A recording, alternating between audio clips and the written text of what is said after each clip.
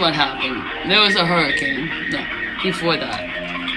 Let me go back. I'm in line here. I'm the 109th in line. I'm just imagining 108 other people in front of me. I was 108, but I got a call. I took it, and then I got back in line. Now I'm 109. Someone got in front of me, and I had a conversation. So, why am I in line on the phone with sunbiz.org, which is the organization that you register and file companies and partnerships and limited LLCs and so forth, and you name officers and you saw that.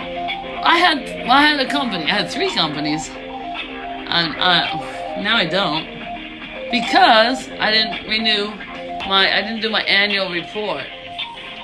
Why did I not do my annual report? I was busy moving. I moved 5 times this summer. I was living someplace out in Golden Gate with my ex-boyfriend. I moved to Mangrove Bay. I lived in a nice house on the water. I went up to Michigan. I came back. I moved out of the nice house on the water. I moved in with a friend of Marco in a condo. In his guest bedroom, 2-bedroom condo on Marco Island as a guest. I moved out. You are now 90. Oh, back to Golden Gate. Your estimated wait time is to my ex-boyfriend's house. minutes and 5 seconds. That's 1, 2, 3. Oh, 4th one. Oh, then I moved out of my ex-boyfriend's house to back to Marco for a little while. Then I got an apartment. Now I'm in that apartment. I have a pile of boxes there. So during this time that I was moving myself primarily, and Eagle Eye Movers was helping me, and often my things were in storage.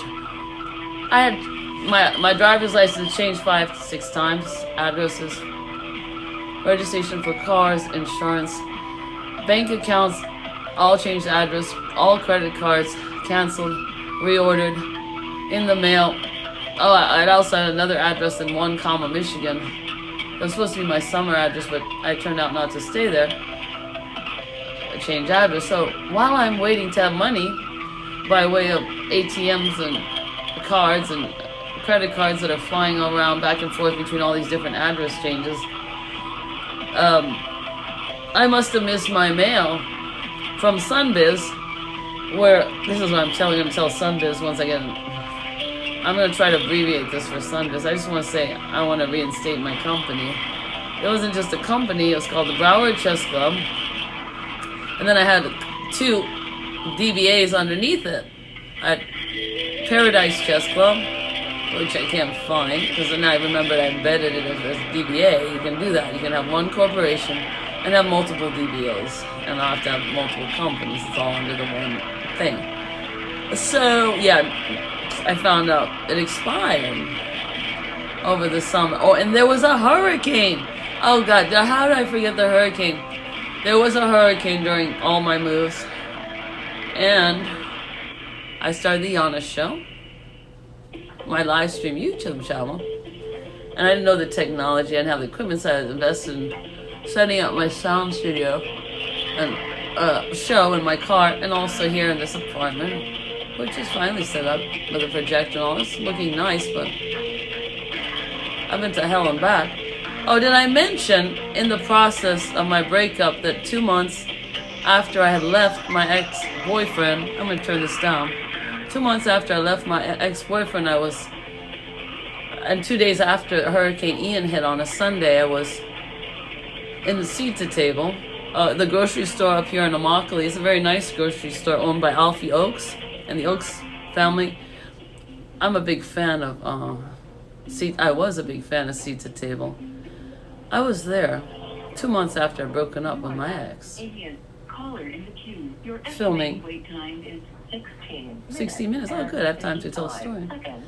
Excellent. So I was live stream filming a band called the Back Country Boys, which were performing on stage on a Sunday afternoon at 3:45 p.m. I left the store. I received a phone call from an anonymous number with a voice that sounded very familiar to me, but I could not quite pinpoint it. And this person said, "Hey, Yana, you left your wallet inside." I said, "Oh, really? Oh, thank you. I'll come in and get it." And this voice said, "You're going to need it where you're going." Like One Flew Over the Cuckoo's Nest. I'm like, what? What do you mean? Well, that was, I know who liked to watch that movie, and it made me think, oh God, that's my ex-boyfriend. Possibly. I'm like, weird, okay, but I'm gonna go inside and get my wallet. Mind you, I had nothing alcoholic to drink. I was not under the influence of anything. I was perfectly in my right mind. And I did a nice live stream show. I actually have it up on the internet. Featuring artists, as I do. Because I'm a musician, I like to feature other musicians on my show. So, I went in to get my wallet.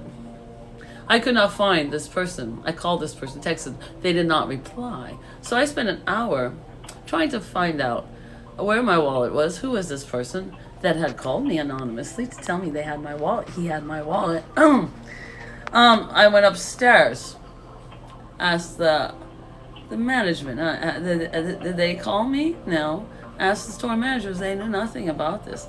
They said, okay, well, I'm going to call the police, and I'm going to call my credit cards and whatever's in my wallet and report my wallet lost, stolen. Because this person was playing games with me, taking my wallet, called me to go in, and never showed up, never replied. Just kind of like a little game. I was like, okay. Alright, this is suspicious. So, yeah, I called the police and I reported my wallet stolen. They came in, the Naples police. The Naples police came to seat the table and met me at the front door, said, Miss St. John, how can we help you? I don't know the names of the officers. I'm going to get the report. How can you help me? I said, well, I told them the story. My wallet's been stolen. I think I know who stole it. This person's playing games with me. Oh, can you show us where you last had it? I'm like, sure. It was upstairs on the second floor at the table I was sitting where I was filming the Backcountry Boys live stream for my YouTube channel. I walked upstairs fast, because I'm athletic, to the spot, the table where I had been sitting. Before the police arrived upstairs, they trailed behind me. Took their time. And I saw my ex-boyfriend reach around a column he had been hiding, laying in wait, stalking me. He said, hey Yana, here's your wallet. He handed me my little skull wallet like this. And then as I took the wallet out of his hand, because it freaked me out, he was there with another woman that looked familiar. He tasered me right here. He tasered me. My ex-boyfriend tasered me just before the police arrived. After he'd stolen my wallet right here in my arms, I fell on the floor probably. I don't know what I looked like. Then the police arrived just after he tasered me. And they said, ma'am, you all right? What happened? They picked me up off the ground because I guess he tasered me pretty good on the second floor seat to table 2 days after the hurricane. I was very thirsty. I was very hungry. I had shown up there because I was hungry and thirsty. Everything was closed except seat to table. It was kind of a refuge for people that were, impacted by a hurricane.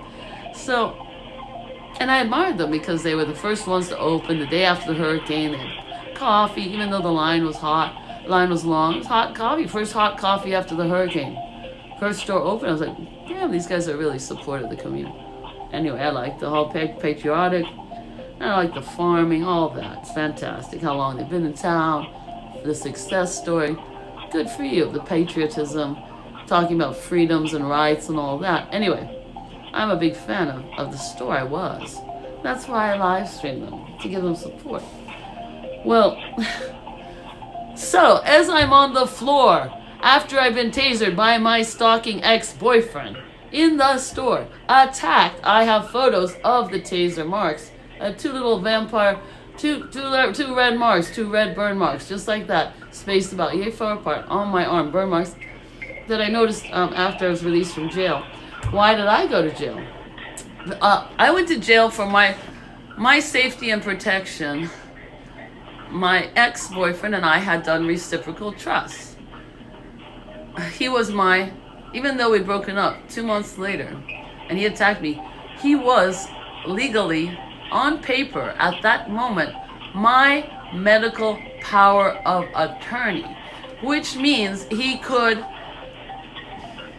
do anything he wants to with me, medically, even if it expedites my death. Very scary stuff. And you don't want to put this power in anyone's hands. Well, he had it. And he exercised it. And, no, he didn't mention he had tasered me, but he spoke to the police on my behalf, right there.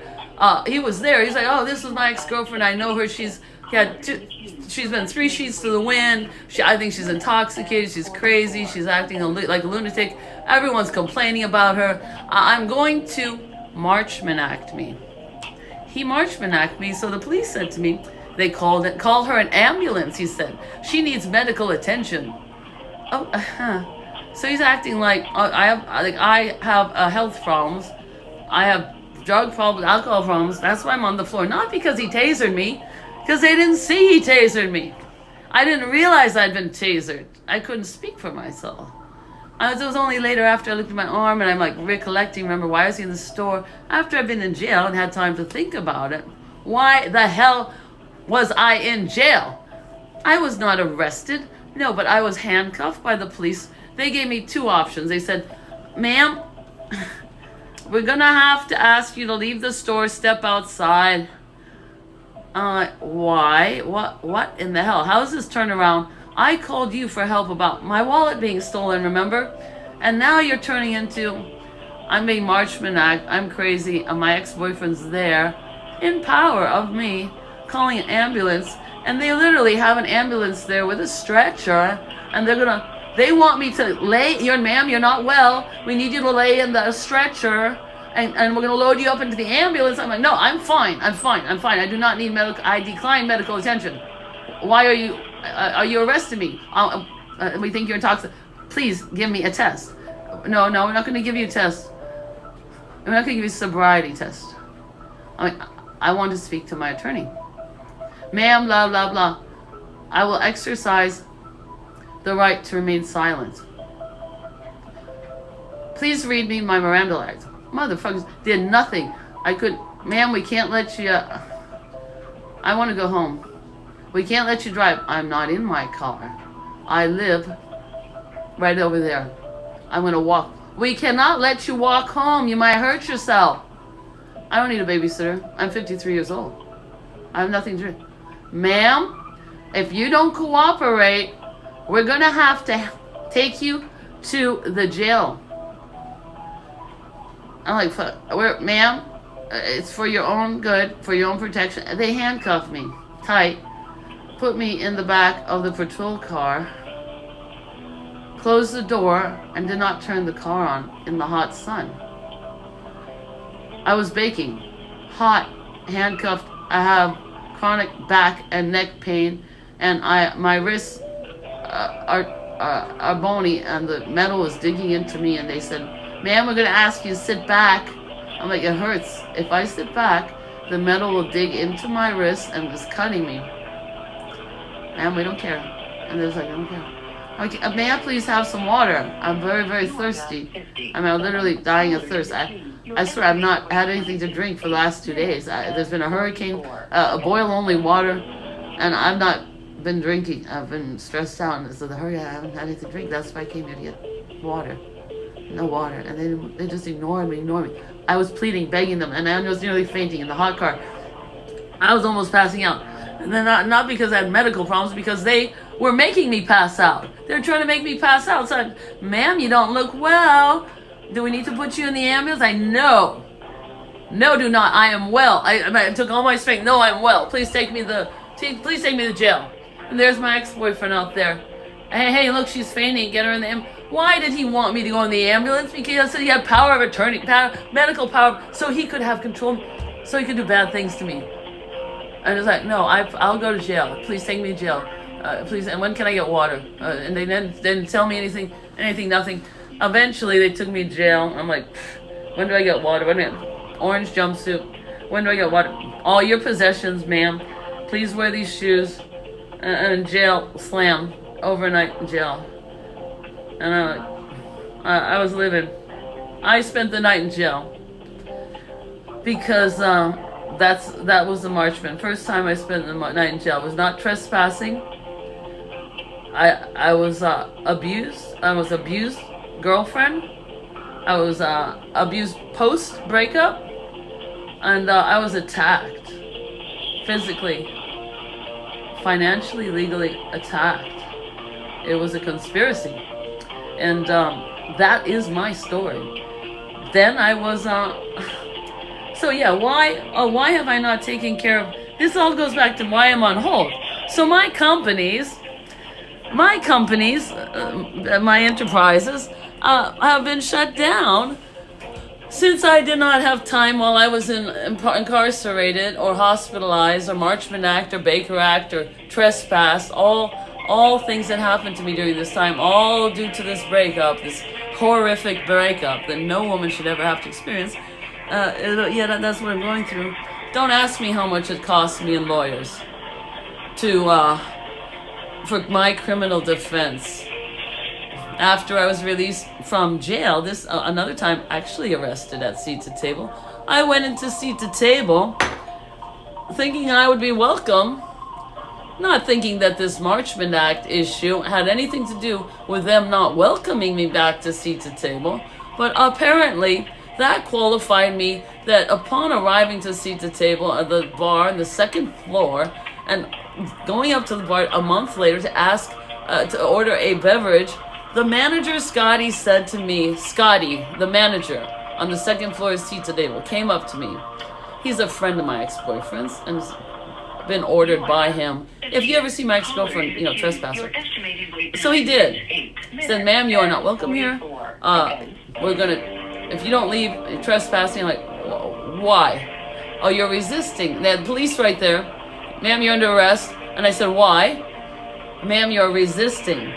Non-violence reason. So I was trespassed, arrested, non-violence from Seat to Table for doing nothing other than dating and being involved with the wrong man. A man that's capable of causing all kinds of harm, injury, just vindictive shit. A bunch of vindictive punishing. So I had, after that arrest, when they released me from jail, I was at home recovering. I spent the night in jail and with 12 other incarcerated people, girls in the girls' block, like a prisoner, I had to call people to get bailed out. I didn't have a number. It's very difficult to get bailed out. Very difficult if you don't have the number memorized up here, tattooed to your it's very difficult, the phone system in there, if you don't have money access to it, which you don't, because they take it away from you.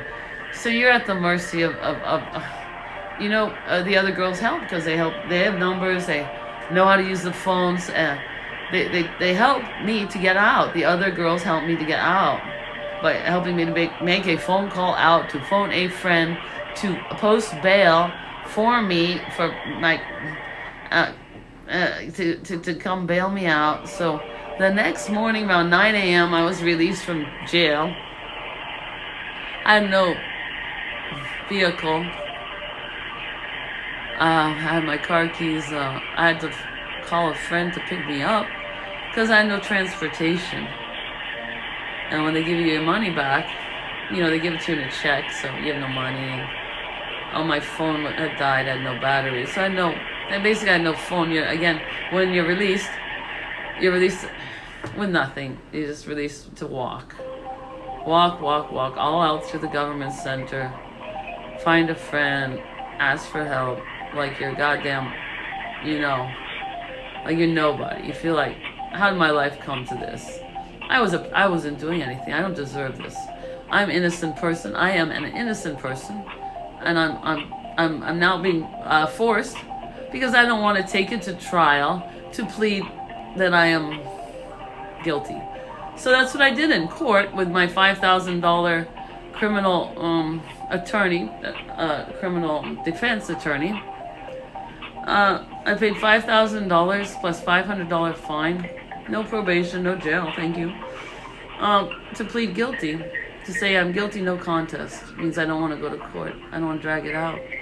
I have other things to do in my life. I want to move past it, and so I mean, and then the horrors continue. I mean, that's not the half of the horror of this whole thing, and but I'll tell you more if I get my company back and running. I just have one goal today. It's taking me all day up until now to maybe try to get my company reinstated so I can make money. Oh, talk about that. How am I supposed to function, work, survive during all of this? Moving. Remember? Hell on earth and back and jail and trespass. There's hospitalization, 2 different hospitalizations. I went missing out in the Everglades to escape. I was living in the swamps for 3 days, no clothes, no food, no water, no anything, no car, by myself, naked. I had abandoned all of my material possessions to escape.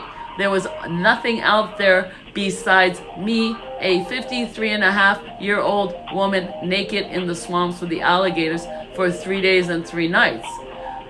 Injured. I was cut up by barbed wire fences, climbing from property to property to escape to the wilderness. But the problem is, people own land, and in order to get to nature, you have to go through property. So now, getting cut up, trying to get off and on to next person's property to get to the swamp where I wanted to be. That's where I wanted to be, in the swamp. I wanted to be in the swamp. It would have been, it was relaxing, pleasant. I had the best time in my life by myself in the swamp with the alligators. Beautiful. The weather is perfect. Nature is perfect. The sounds of music, the sounds of the birds, the stillness of the water, the plants, the fresh air. It was wonderful. It was just like swimming but not really. I mean, I was also moving along quickly because there were dogs. There were scent dogs looking for me. There were drones looking for me. I didn't want to be found because I didn't trust the people that I did not want to turn myself. I didn't need to escape because I was going to show up for trial, like a month later. I just wanted a break from being harassed and stalked, and I didn't want to be tasered, and I want to be followed. I didn't want to be arrested for nothing again. I want to be, oh wait, arrest me for nothing. I'm just in the swamp, all right? What are you going to arrest me for out here? Huh? Nothing. I'll wait here until I have trial, go back, and show up to court. In the meantime, I'm going to live out here in the swamp, all right? Doing nothing, doing no harm. Does that work for you people?